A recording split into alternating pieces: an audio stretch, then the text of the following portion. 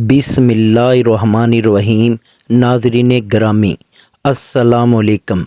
आज हम आपको नबी करीम सल्लल्लाहु अलैहि वसल्लम के अज़ीम मोजज़ात में से एक अज़ीम मोजज़ा शब मेराज मोहम्मद मुस्तफ़ा सल्लल्लाहु अलैहि वसल्लम का मुकम्मल वाक़या सुनाते हैं।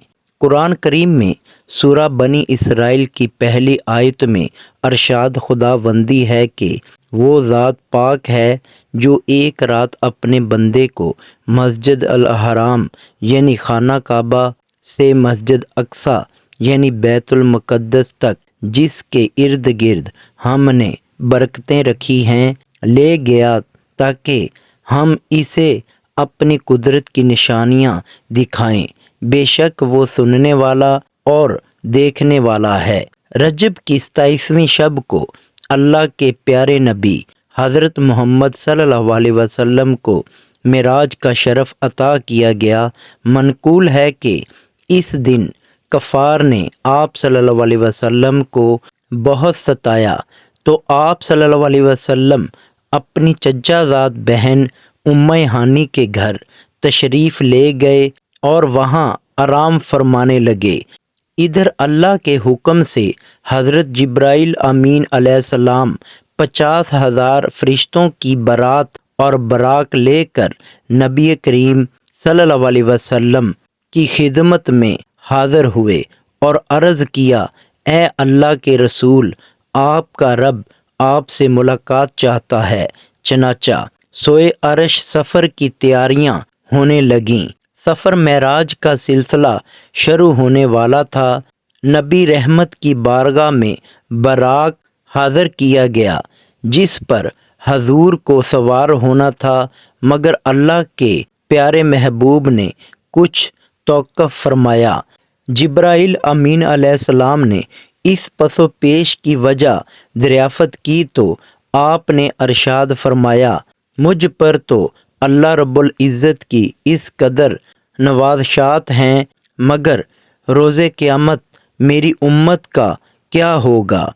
मेरी उम्मत पुल सिरात से कैसे गुज़रेगी?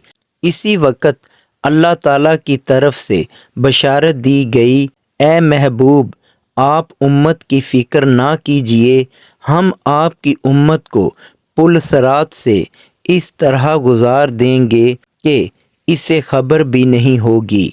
इस वाज़िया बशारत के बाद सरकारे दो आलम सल्लल्लाहु अलैहि वसल्लम बराक पर सवार हो गए।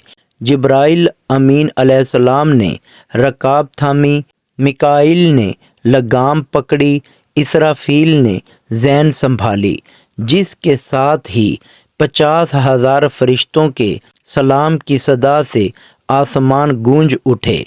हदीस शरीफ में आया है, बराक की तेज़ रफ्तारी का ये आलम था कि जहाँ तक नज़र की हद थी वहाँ वो कदम रखता था।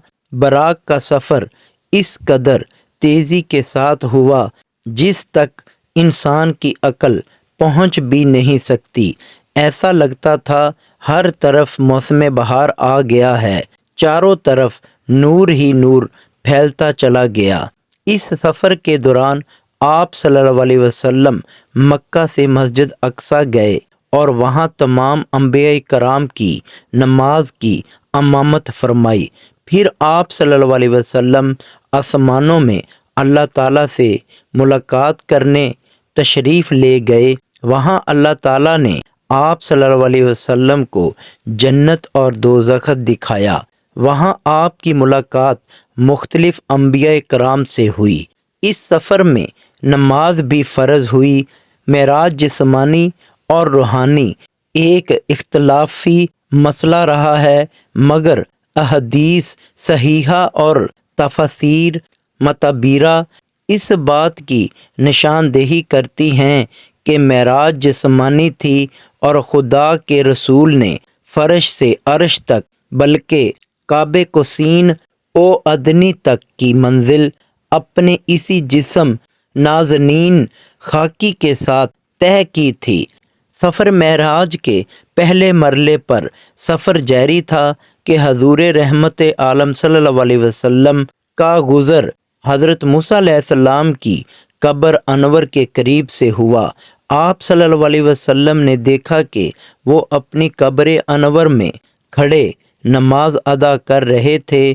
انبیاء صف بہ صف آپ صلی اللہ علیہ وسلم کے استقبال کے لیے کھڑے تھے۔ جب یہ مقدس قافلہ بیت المقدس پہنچا تو باب محمد آپ صلی اللہ علیہ وسلم کے استقبال کے لیے کھلا تھا۔ جبرائیل امین علیہ السلام نے اپنی انگلی سے دروازے کے قریب موجود ایک پتھر میں سوراخ کیا اور براق کو اس سے باندھ دیا۔ پھر آپ صلی اللہ علیہ وسلم بیت المقدس میں داخل ہوئے تو تمام انبیاء کرام علیہ السلام آپ صلی اللہ علیہ وسلم کی تعظیم، اکرام اور احترام میں منتظر تھے۔ انہیں حضور صلی اللہ علیہ وسلم کی امامت میں نماز پڑھنے کا شرف حاصل ہوا۔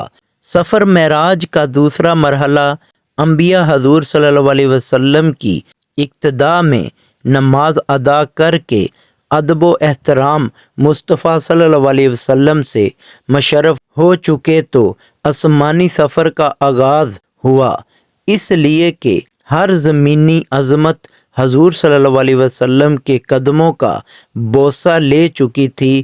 پہلے آسمان پر پہنچ کر آسمان کے دروازے پر دستک دی گئی۔ وہ اب پہلے سے منتظر تھا۔ آواز آئی، کون ہے؟ جبرائیل امین علیہ السلام نے جواب دیا، میں جبرائیل ہوں۔ آواز آئی، آپ کے ساتھ کون ہے؟ جواب دیا، یہ اللہ کے رسول محمد مصطفیٰ صلی اللہ علیہ وسلم ہیں۔ آج کی رات انہیں آسمانوں پر پذیرائی بخشی جائے گی۔ آسمان کا دروازہ کھل گیا اور پوچھنے والے نے حضور صلی اللہ علیہ وسلم کی بارگاہ بخش پناہ میں سلام عرض کرنے کی سعادت حاصل کی۔ مرحبا یا سیدی یا مرشدی، مرحبا۔ پھر آپ صلی اللہ علیہ وسلم آسمانوں کی طرف بڑھے اور جب آسمان دنیا پر آئے تو دروازہ کھٹکھٹایا۔ آواز آئی، کون؟ جبرائیل امین نے کہا، جبرائیل۔ پھر کہا گیا، آپ کے ساتھ کون ہے؟ انہوں نے کہا، محمد مصطفیٰ صلی اللہ علیہ وسلم۔ پھر پوچھا گیا، کیا انہیں بلایا گیا ہے؟ جبرائیل امین علیہ السلام نے کہا، ہاں۔ آواز آئی، خوش آمدید، کتنا اچھا آنے والا آیا ہے۔ رحمت عالم صلی اللہ علیہ وسلم کی ملاقات حضرت آدم علیہ السلام سے ہوئی۔ انہیں بتایا گیا کہ یہ آپ کے جلیل القدر فرزند ہیں، ختم المرسلین ہیں۔ یہی حضرت محمد صلی اللہ علیہ وسلم ہیں۔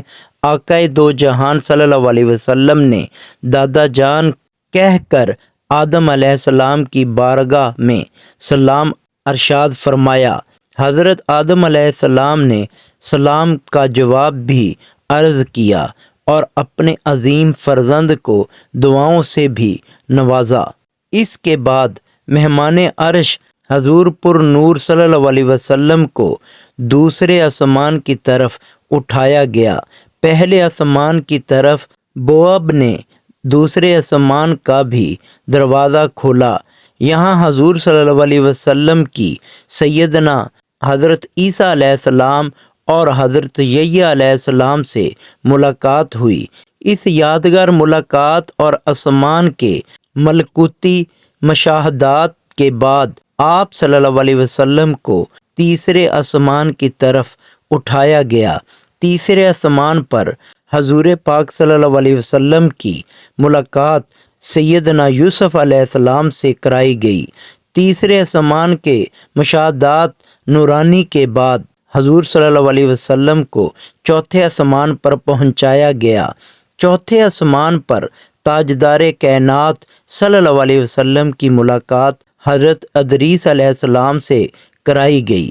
اس طرح حضور صلی اللہ علیہ وسلم سفر معراج طے کرتے ہوئے پانچویں آسمان پر پہنچے تو وہاں حضرت ہارون علیہ السلام سے ملاقات ہوئی۔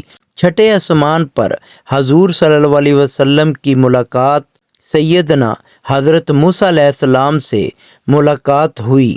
حضرت موسیٰ علیہ السلام کی چشمان مقدس اشکبار ہو گئیں۔ حضور صلی اللہ علیہ وسلم کی عظمت کو دیکھ کر رقص کے آنسو جھلک پڑے۔